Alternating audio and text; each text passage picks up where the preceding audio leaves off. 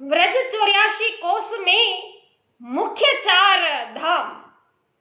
व्रज 84 कोस में मुख्य 4 धाम वृंदावन, मधुपुरी, बरसाना और नंदगाम।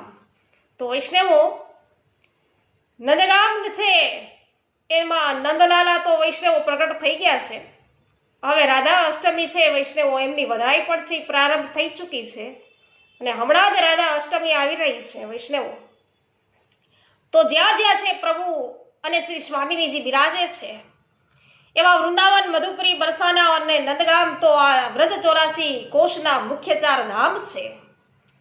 અને વૈષ્ણવો વૃંદાવન કે વૃક્ષ को महिमा न जाने कोई, वृंदावन के वृक्ष को मर्म न जाने कोई, दार पान फल फूल में श्री राधे राधे होय।